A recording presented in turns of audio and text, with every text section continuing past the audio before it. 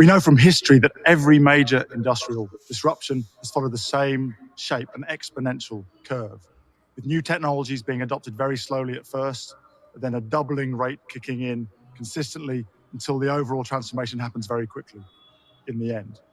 It's a movie we've seen many times before, whether from horses to cars, from valves to transistors, or landlines to mobile phones. And we understand how it works. Initially, the cost of technology is high, but as we learn through volume adoption, the cost goes down and adoption goes up.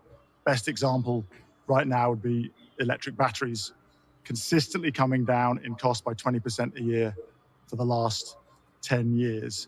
And as the volume of adoption grows, especially with electric vehicle sales growing, we can be confident that the costs of that technology will continue to go down, driving that exponential growth. We set these exponential goals because we believe in the power of human innovation. Engineers love these goals, these stretch targets, is what they live for.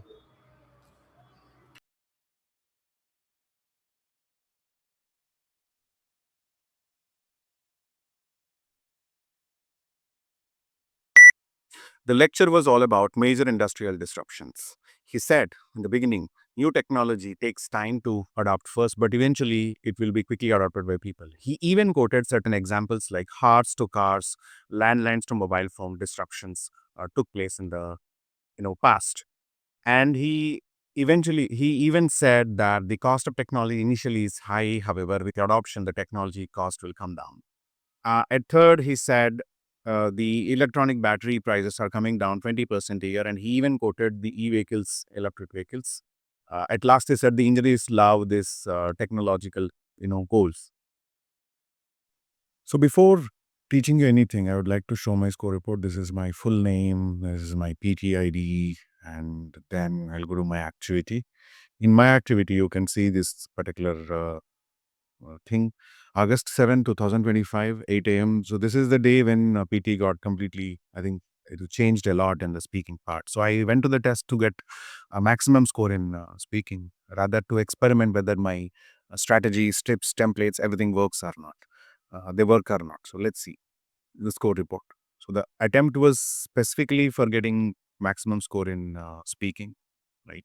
So since speaking score was 90, listening score was 90, I was not focusing on reading or writing, but I have done my experiments. What I wanted to experiment, I experimented. I'm happy about it, right? So 90. So when I got 90, then I'm teaching you. It's not in the old test, it is in the new test format. I got 90. If you look at the feedback, the content score our AI gave is 4.2 on 6, oral fluency 4 on 5, and pronunciation 4.2 on 5. So now the total score is 12.4 on 16. Now, the most important feature that we have on the portal is this: the student effectively content feedback, not just numbers. It gives you the feedback like a human tutor. The student effectively mentioned the main ideas from lecture, such as slow adoption of new technologies and samples of historical transitions. So this is there in the answer. You have witnessed it. The inclusion of electric batteries as a current example, cost of reduction was strong point. So it is appreciating that supported the main argument. So it is appreciating your content. To improve, the student could add strong opening sentence summarizing the lecture uh, and main theme and concluding remark to wrap up the response. To improve, the student could add strong opening sentence summarizing the lecture's main theme and concluding. So this keeps on giving such suggestions, which are valid suggestions. So we should improve, right? Now look at the oral fluency feedback. The response had a good flow, so it is appreciating the flow, but the student could enhance coherence by using more linking words like first, second, all of that. So this is also taken. There are minor pauses that could be smoothed out with practice, ensuring more seamless delivery. So it is expecting me to speak with lesser number of pauses. That's what it wants. And the third thing, what it says, the clarity of words was generally good, but the student should focus on practicing tricky words like disruption, exponential to improve clarity. So it is not saying the pronunciation was bad, totally bad, but it says it could improve. The pronunciation score could improve if I could have pronounced these words disruption, exponential more clearly. So that's what it says. So paying attention to stress, intonation, especially longer sentence will help enhance oral pronunciation. So my suggestion is when you are using a keyword in your answer, what you can do is you can stress that keyword, right? So that keyword, maybe it is a name, it is a number, it is an important verb, it is an important noun, you can stress that. So it automatically increases the pronunciation score. PTE Retell Lecture, new exam format. So first of all, why working on Retell Lecture is necessary? Why it is an important task? Let's look at the numbers. The firstly, in the real test, you get what 2 to 3 questions coming from Retell Lecture. So when you answer these 2 to 3 questions 100% accurately with content, oral fluency, pronunciation, these three things, you get what 8 to 12 marks in speaking, and other set of 8 to 12 marks can be expected in listening. So this has a dual score advantage. It gives you score in speaking, it gives you score in listening. So as a test taker, if you wish to get good marks in speaking and good marks to listening at the same time, you have to focus on this task. And I'll tell you one secret, that is when you perform well in Retell Lecture, summarize spoken text from listening module won't bother you much, because both of these tasks, Retell Lecture and summarize spoken text, they are almost same. They are very much similar. Only thing is slight changes are there in terms of output. Input is same. So this is how it looks in the real examination. You have the instruction coming up on the screen, right? And underneath the instruction, you can see this black color video space. Sometimes PT, instead of giving you only audio in Retell Lecture, it gives you a video also. Okay, so here is the audio status. Basically, you get an audio which is just 1 to 2 minutes time, which is typically a lecture, an academic lecture. It can be on geography, it can be on history, it can be about physics, it can be about chemistry, anything. It can be about a historical event also. So here is the recording status. First, the structure of Retell Lecture is very simple. You get to listen to a lecture, number one. After the lecture is finished, after that 1 to 2 minutes lecture is finished, you have 10 seconds time for preparation and to get ready. And then once that 10 seconds of preparation time is over, you have 40 seconds of answering time. So no listening to lecture, 1 to 2 minutes. Then there is a 10 seconds time for preparation. And then there is 40 seconds time for retelling the lecture, telling the lecture again. So as I already said, this applies score in speaking and listening. Second thing is partial understanding of the audio is absolutely okay. So as a test taker, there is no compulsion on you to understand each and every point that the speaker is saying. So all you have to do is you have to take notes on this erasable noteboard in the real examination and write down the important points from the lecture, basically. So from any lecture, if you can capture 4 or 5 important points, at least 4 important points or 5 important points, that's going to be enough for giving the answer. And third one, so what it makes you, comfortable with Retell Lecture is, first of all, you should use a proven template. And I am giving you a template that I used and got 90 in the exam, right, in the real examination, and plus a good notes. Only template is not enough to get you the score. You have to write decent points, the quality points from the audio, then only the score is possible. The reason for that is very, very simple. Nowadays, the Pearson PTE academic exam, it's not only computer-based exam. Basically, there is human verification. Once the computer does the assessment, right? So you will be assessed on three things. One is content, the other one is oral fluency, the other one is pronunciation. What is content? Are you speaking relevantly, sufficiently for the image or not? This is content. What is content? Regarding are you giving a relevant answer and sufficient answer or not is the content, basically. The second thing is what? The pronunciation is nothing but, is your pronunciation clear? So PT does not expect you to speak like an American, speak like a British, or speak like a Canadian or Australian. So it wants your pronunciation to be clear in neutral accent, basic accent, right? Basic, normal, regular accent. And the third thing is oral fluency. The delivery of the retail lecture answer has to be smooth, smooth, smooth.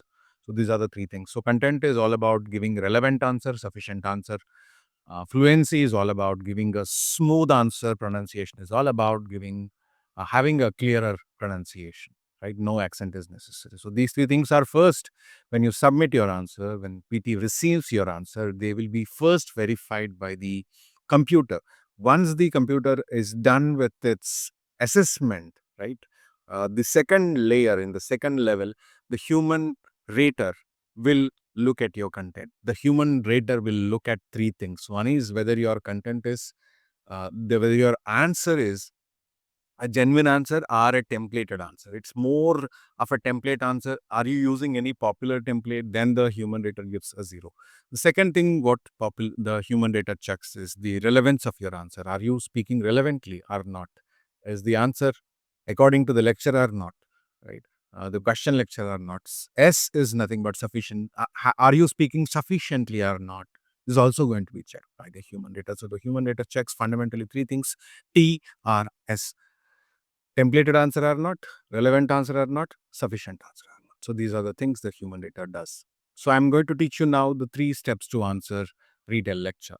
So number 1, what you have to do is you have to listen and write 5, 6 small points from the audio on this erasable noteboard basically. So how to do it? You can go to the beginning of the video, beginning of this video class. In the beginning itself, I have shown you how to write notes for Retell lecture. So in that fashion, you have to write notes. My recommendation to students always is this: I want my students to follow this format: T, I, and C format. T, I, and C format. So here you write the topic point. So where do you get the topic point in the audio? When the audio is going on, the topic point can be there in the first 5 to 10 seconds, which means when you're listening to the audio, don't listen to the audio mechanically. Listen to the audio the first 10 seconds to get the topic, to know the topic. Okay, so when you know the topic, you write down the topic here, basically in this part we can write down. And then the 3 important points of the audio, basically any 3 supporting points, the points that are bridge between topic and conclusion are important points basically. Important point number 1, important point number 2, important point number 3, you will write it here. 3 important points: point 1, point 2, point 3. So there can be some 10 important points in the audio. So in between, after the topic, there can be some 10 points, but what you need is only 3 points, maximum 4 points. 3 points is good. 4 points will put you under pressure. Because you have to, what you call, deliver more content in just 40 seconds time. So 3 points is enough. Then conclusion points. Where do you get the conclusion point? The conclusion point you will get in the last 10 seconds of the audio, basically, right? Topic, first 10 seconds, conclusion, last 10 seconds. In between, the important points you have to capture from the audio. This is the smart way of taking the Retell lecture notes. This is the smart way of taking notes for summarized spoken text also. So this way, if you take notes, the pressure will be gone. You have sense of clarity. You are only focusing on what is important, what is important for you to get the score, not focusing on any everywhere, right? Okay. So this way you took the notes, you have topic, you have conclusion, you have 3 important points. That's good. You get ready in the 10 seconds time. You have 10 seconds of preparation time. At this point of time, you get ready to deliver your first line, first line, first line. You get ready for your first line. So once this is done, this 10 seconds of preparation time is done, then the recording starts. Once the recording starts, what you do is you start using the template plus your 5 points answer what you have taken. So your template first line, your topic, your template second line, your important point number 1, your template third line, your important point number 2, your template fourth line, your important point number 3, your template fifth line, conclusion of the thing. So it is all about the Retell lecture is all about collection of notes on the erasable noteboard, and then connection of these notes with the template. That's it. Connection, collection are the things which are important in Retell lecture. So nothing much is needed here. So when you finish, you will hit the next button. So now let's look at the template, Retell Lecture template. 2025 it is tested, right? It is tested in the real exam after changes. The lecture was all about, here is where you use the topic of the lecture, right? At first, the speaker talked. What did the speaker say first? Point number one, what you wrote here. Later, the speaker discussed. Point number two. The speaker also said. Point number three, right? Conclusion. Finally, the speaker concluded highlighting what is the last point. Done. So if you want a reference answer for this particular template, please watch the first few seconds of this video. You will get to know. So more or less the template is, what you call followed in that answer. You can use it as a reference point. Majority of the students find notes taking difficult in Retell Lecture. Not only in Retell Lecture, but they also find notes taking difficult in summarize spoken text of listening module, also summarize group discussion in the speaking module. So I have done a dedicated video on how to take notes for Retell Lecture. If you watch that video, I'm giving you the link in the I button. So you can look at the I button, click it, go there, watch it. It will be useful in two tasks also, apart from Retell Lecture. Primarily, you will understand how to clearly take notes. That helps you maintain perfect content and also oral fluency scores. Number two, it helps you in summarize spoken text notes taking. Number three, if you are comfortable with that way of notes taking, that clear notes taking, in a way it helps you in summarize group discussion also. So the video is given in the I button. It is going to be there in the description also. Go watch it, get benefited.